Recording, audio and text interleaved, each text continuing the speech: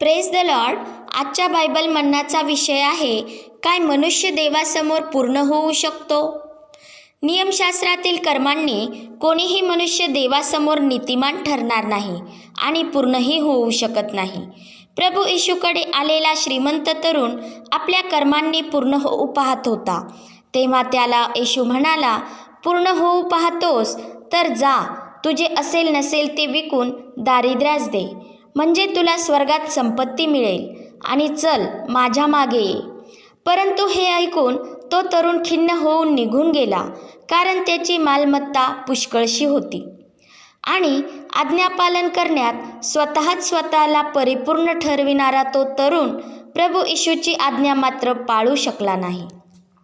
इब्री Lucas पत्र 7:19 मध्ये लिहिले आहे की नियमशास्त्राने कशाचीही पूर्णता केली नाही.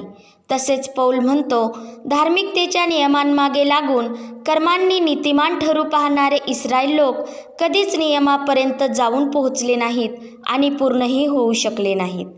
त्याचप्रमाणे यज्ञाच्याद्वारे देवाजवळ येणाऱ्यांनाही नियमशास्त्र पूर्ण करू शकले नाही. यज्ञ करून एकदा शुद्ध झालेल्या उपासकांना त्यानंतरही आपल्या पापाची जाणीव झाली नाही. तसे असते तर त्यांचे यज्ञ करणे बंद झाले असते. परंतु वर्षानुवर्षे प्रतिदिवशी यज्ञ होतच राहिले. यास्तव बैलांचे व बकऱ्यांचे रक्त पापे दूर करण्यास असमर्थ ठरले आणि मनुष्यांच्या पापार्पणांमध्ये देवाला संतोष वाटला नाही. कारण यज्ञांनी आणि होमांनी देवाला संतोष होत नाही, तर त्याच्या आज्ञापालनाने अर्थात त्याच्या इच्छेनुसार चालण्याने परमेश्वराला आनंद होतो. यास्तव देवाने निर्दोष यज्ञपशूऐवजी पवित्र, निर्दोष व निर्मळ असे शरीर तयार केले. अर्थात येशू ख्रिस्ताने देह धारण करून आम्हामध्ये वस्ती केली आणि आमची पापे स्वतःवर घेऊन एकदाचेच अर्पण केले. आणि देवाच्या इच्छेने आपण येशू ख्रिस्ताच्या एकदाच झालेल्या देहार्पणाद्वारे पवित्र केलेले असे आहोत.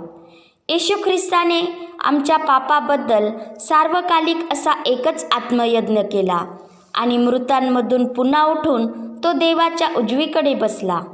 आणि पवित्र होणाऱ्यांना त्याने आपल्या एकदाच झालेल्या देहार्पणाद्वारे सर्व काळचे पूर्ण केले आहे. अशा रीतीने नियमशास्त्राव्यतिरिक्त असे जे देवाचे नीतिमत्व ते आम्हासाठी प्रगट झाले, ते देवाच्या इच्छेविना झाले नाही, तर त्यास नियमशास्त्राची व संदेष्ट्यांची साक्ष आहे. असे हे देवाचे नीतिमत्व येशू ख्रिस्तावर विश्वास ठेवणाऱ्या सर्वांसाठी आहे, त्यात भेदभाव नाही. आणि ते आमच्या कर्मांनी नव्हे, तर येशू ख्रिस्तावरील विश्वासाच्याद्वारे आम्हास ते प्राप्त होते. तरी नियमशास्त्र निरर्थक ठरले नाही, कारण त्याद्वारे पापाची जाणीव होते. नियमशास्त्राविना पाप निर्जीव आहे. जेव्हा देवाची आज्ञा येते तेव्हा आमच्यातील पाप संजीवित होते आणि आम्हाला ठार करते. ते ह्यासाठी की पाप ते पापच दिसावे आणि देवाच्या आज्ञेच्या योगे ते पराकाष्ठेचे पापिष्ट व्हावे. परंतु जेव्हा ख्रिस्त आम्हामध्ये येतो तेव्हा ख्रिस्ताचा आत्मा आमची मर्त्य शरीरेही जिवंत करतो. अर्थात त्याच्या नीतिमत्वामुळे आमचा आत्मा जीवित असा आहे. कारण आम्ही आता नियमशास्त्राधीन नव्हे, तर कृपेच्या अधीन आहोत. म्हणून पाप आमच्यावर सत्ता चालवित नाही. म्हणून नियमशास्त्र आम्हासाठी पवित्र शास्त्र आहे आणि देवाच्या आज्ञा पवित्र, यथान्याय व उत्तम आहेत. परंतु आम्ही या कृपेचा गैरफायदा घेऊन देवाच्या आज्ञांचे उल्लंघन करून पाप करीत राहणे उचित नाही. कारण त्यामुळे मनुष्य पुन्हा शरीर वासनांच्या अधीन होऊ लागतो आणि पाप त्याच्या मर्त्य शरीरात पुन्हा राज्य करू लागते. शिवाय जाणून बुजून पाप करीत राहणे म्हणजे ख्रिस्ताला नव्याने वधस्तंभावर खिळून त्याचा उघड अपमान केल्यासारखे आहे. म्हणून जर आम्ही ख्रिस्ताचे झालो आहोत, तर आम्ही खरेखुरे बंधनमुक्त झालेले असे आहोत. आम्ही ख्रिस्त येशूमध्ये पापाला मेलेले आणि देवाप्रित्यर्थ जिवंत झालेले असे आहोत. यास्तव आम्ही ज्याचा परिणाम मरण आहे अशा पापाचे गुलाम न राहता, ज्याचा परिणाम नीतिमत्व आहे अशा आज्ञापालनाचे गुलाम होण्याकरिता स्वतःला समर्पित केलेले असे होणे आवश्यक आहे. त्यामुळे आम्हास पवित्रीकरण हे फळ मिळते आणि ज्याचा शेवट सार्वकालिक जीवन असा आहे. यास्तव आम्ही आत्म्याच्या प्रेरणेने चाललो तर जो आम्हास सामर्थ्य देतो त्याच्याकडून आम्ही सर्व काही करावयास शक्तिमान आहोत. तोच आम्हाला परिपूर्ण सत्याकडे नेतो. कारण देवाची इच्छा अशी आहे की सर्व माणसांचे तारण व्हावे आणि त्यांनी सत्याच्या परिपूर्ण ज्ञानाप्रत पोहोचावे. सत्य प्रभू येशूच आहे आणि त्याच्यामध्येच ज्ञानाचे व बुद्धीचे सर्व निधी गुप्त आहेत. त्याच्याकडूनच तारण आहे, कारण त्याच्या ठाईच देवपणाची सर्व पूर्णता मूर्तिमान वसते आणि तोच सर्व सत्तेचे व अधिकाराचे मस्तक असून त्याच्यामध्येच आम्ही पूर्ण केलेले असे आहोत. यास्तव आम्ही प्रभू येशूच्या वचनाविरोधात आचरण करून देवाच्या इच्छेला डावलून त्याच्या नावाने कितीही महत्कृत्य केली तरी आम्ही प्रभू येशूच्या दृष्टीने अनाचारी व त्याला अनोळखी असेच आहोत.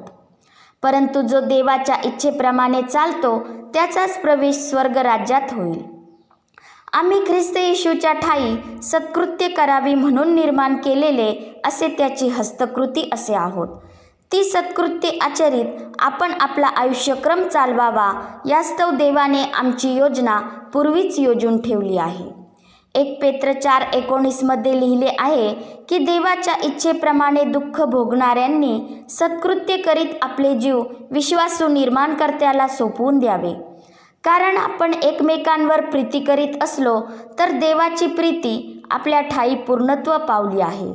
शिवाय प्रीती ही सहनशील परोपकारी तर आहेच, परंतु अपूर्णता नष्ट करणारी आहे.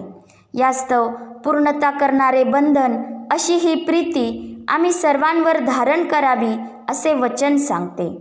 कारण कुणाचाही नाश व्हावा अशी देवाची इच्छा नाही, तर सर्वांनी सर्वत्र पश्चाताप करावा आणि दुसरे मरण त्यांच्या वाट्यास येऊ नये अशी देवाची इच्छा आहे. यास्तव आम्ही प्रभू येशूविना पूर्ण होऊ शकत नाही. तोच आमच्या विश्वासाचा उत्पादक व पूर्ण करणारा आहे. नियमशास्त्रातील जी कर्मे आम्हाला पूर्ण करू शकली नाहीत त्या जागी आम्हासाठी अधिक चांगल्या आशेची स्थापना झाली आहे, ज्याच्याद्वारे आपण देवाच्या समीप जाऊ शकतो. आणि ती आशा म्हणजेच आमचा प्रभू येशू ख्रिस्त होय. आणि तो जर आम्हामध्ये आहे तर आम्ही त्याच्या ठाई पूर्ण केलेले असे आहोत. यास्तव पौल म्हणतो, आम्ही ख्रिस्ताची घोषणा करतो आणि सर्व प्रकारच्या ज्ञानाने प्रत्येक माणसाला बोध करतो व शिकवतो, अशासाठी की प्रत्येक माणसाला ख्रिस्ताच्या ठाई पूर्ण असे उभे करावे. पिता परमेश्वराचे प्रेम, प्रभू येशू ख्रिस्ताची कृपा आणि पवित्र आत्म्याची सहभागिता आम्हा सर्वांबरोबर असो. आमेन.